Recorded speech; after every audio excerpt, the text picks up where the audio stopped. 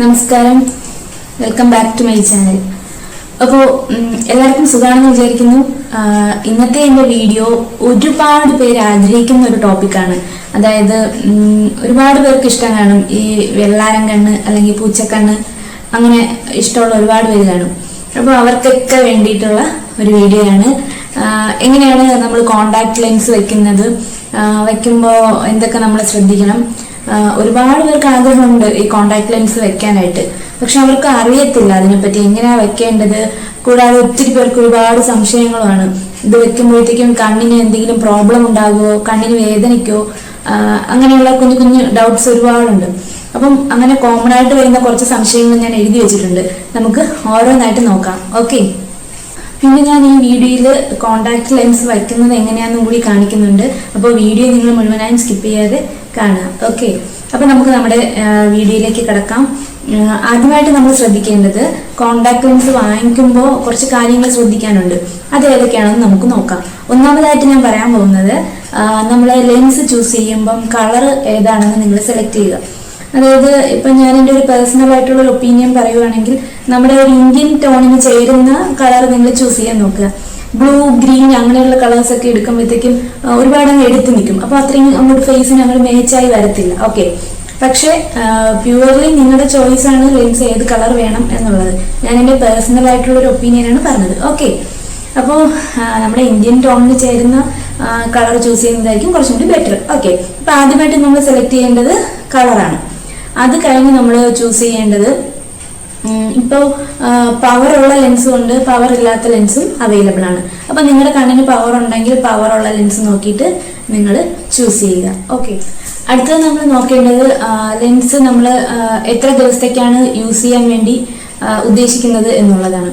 അതായത് ഇപ്പോൾ 1 month use ചെയ്യാനുള്ള ലെൻസ് അവൈലബിൾ ആണ്, ഒരു 1 ടൈം നമുക്ക് യൂസ് ചെയ്യാനുള്ള ലെൻസ് അവൈലബിൾ ആണ്, 3 മന്ത്സ് യൂസ് ചെയ്യാനുള്ള ലെൻസ് അവൈലബിൾ ആണ്, 1 ഇയർ യൂസ് ചെയ്യാനുള്ള ലെൻസും അവൈലബിൾ ആണ്. ഓക്കെ, അപ്പോൾ ഇപ്പോൾ നമുക്ക് ജസ്റ്റ് ഒരു ഫംഗ്ഷന് വേണ്ടി മാത്രം വെച്ചാൽ മതി എന്നുണ്ടെങ്കിൽ 1 ടൈം യൂസ് ചെയ്യാനുള്ള ഒരു ലെൻസ് ചൂസ് ചെയ്യുന്നതായിരിക്കും നല്ലത്. കാരണം 1 ടൈമും 3 മന്ത്സ് 1 ഇയർ അങ്ങനെ ഉള്ളതിനൊക്കെ റേറ്റ് വ്യത്യാസം വരും.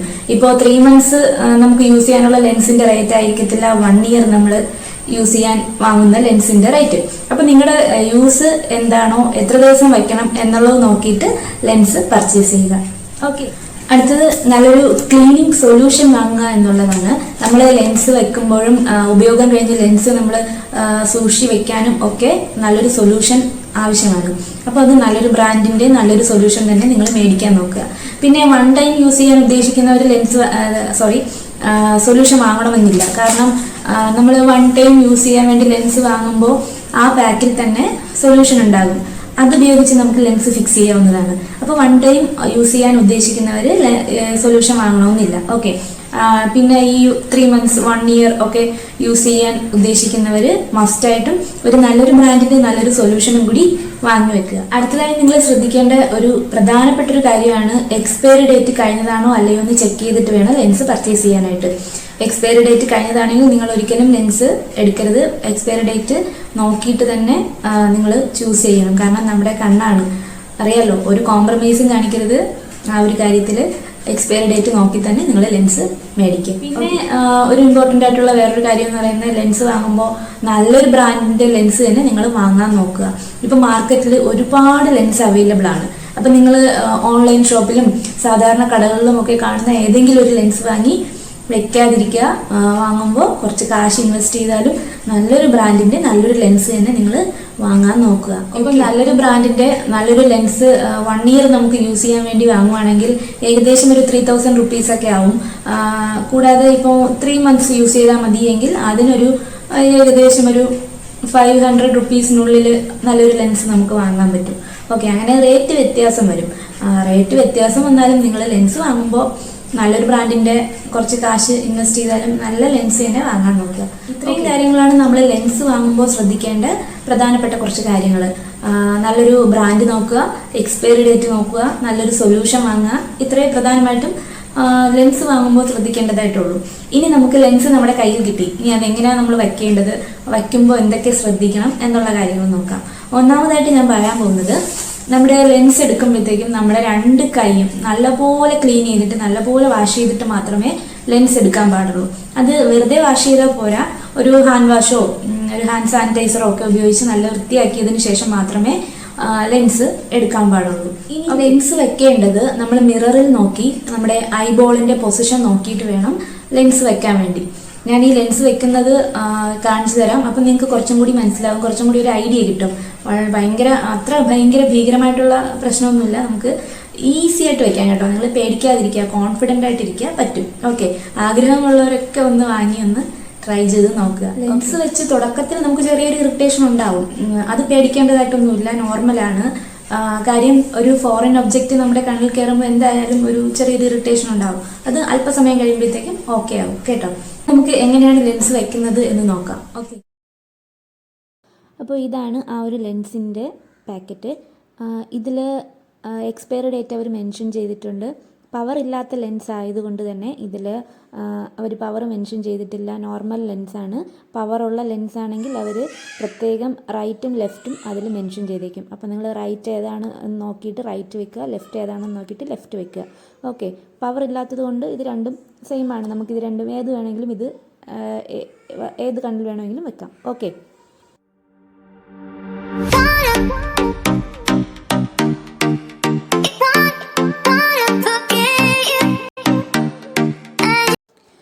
ഇത് സൊല്യൂഷനാണ്. ഇത് നമുക്ക് ലെൻസ് കണ്ണിൽ വയ്ക്കുമ്പോഴും അത് കഴിഞ്ഞ് ഉപയോഗം കഴിഞ്ഞ് നമ്മൾ സൂക്ഷിച്ച് വെക്കാനും ഒക്കെ ഈ ഒരു സൊല്യൂഷൻ ആവശ്യമാണ്. അപ്പം മസ്റ്റായിട്ടും ഈ ഒരു സൊല്യൂഷനും കൂടി നിങ്ങൾ നല്ലൊരു ബ്രാൻഡിൻ്റെ നോക്കി വാങ്ങി വെക്കുക. 1 ടൈം യൂസ് ചെയ്യാൻ ഉദ്ദേശിക്കുന്നവർ സൊല്യൂഷൻ വാങ്ങേണ്ട. ഞാൻ പറഞ്ഞ പോലെ ആ പാക്കറ്റിൽ തന്നെ സൊല്യൂഷൻ ഉണ്ടാകും, അത് വെച്ച് നിങ്ങൾക്ക് കണ്ണിൽ ഫിക്സ് ചെയ്യാവുന്നതാണ്. 1 ഇയർ ഒക്കെ യൂസ് ചെയ്യാൻ ഉദ്ദേശിക്കുന്നവർ മസ്റ്റായിട്ടും നല്ലൊരു സൊല്യൂഷനും കൂടി വാങ്ങി വെക്കുക. ഓക്കെ, ഇത് നമ്മൾ ലെൻസ് സൂക്ഷിച്ച് വെക്കാൻ യൂസ് ചെയ്യുന്നൊരു കേസാണ്. ഇതും നിങ്ങൾ ഒരെണ്ണം വാങ്ങി വെക്കുക. ഇത് ഒപ്റ്റിക്കൽ ഷോപ്പിലൊക്കെ വാങ്ങാൻ കിട്ടും. അപ്പോൾ നമ്മുടെ ഉപയോഗം കഴിഞ്ഞിട്ട് ലെൻസ് ഈ ഒരു കേസിൽ വേണം സൂക്ഷിച്ച് വെക്കാൻ. ഓക്കെ,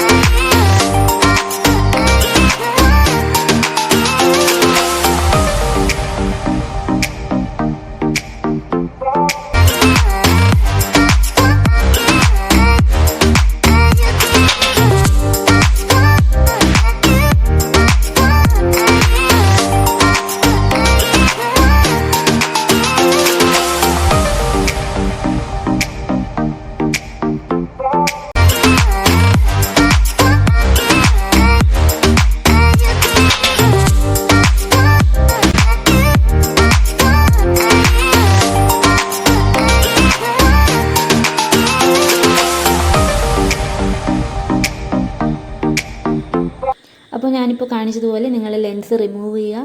റിമൂവ് ചെയ്യുമ്പോഴും നിങ്ങൾ പ്രത്യേകം ശ്രദ്ധിക്കേണ്ട കാര്യം കൈ വാഷ് ചെയ്തിട്ട് വേണം ലെൻസ് റിമൂവ് ചെയ്യാൻ. ഓക്കെ, അത് കഴിഞ്ഞ് ലെൻസ് ഇങ്ങനെ നമ്മുടെ കയ്യിൽ വെച്ചിട്ട് സൊല്യൂഷൻ ഉപയോഗിച്ച് ചെറുതായിട്ടൊന്ന് റബ്ബ് ചെയ്ത് വാഷ് ചെയ്ത് എടുക്കുക. വളരെ ലൈറ്റായിട്ട് മാത്രമേ നിങ്ങളിതിൽ ടച്ച് ചെയ്യാൻ പാടുള്ളൂ, കാരണം വളരെ സോഫ്റ്റാണ് കേട്ടോ. അതുകൊണ്ട് ഹാർഡായിട്ട് നിങ്ങളിതിൽ ടച്ച് ചെയ്യരുത്.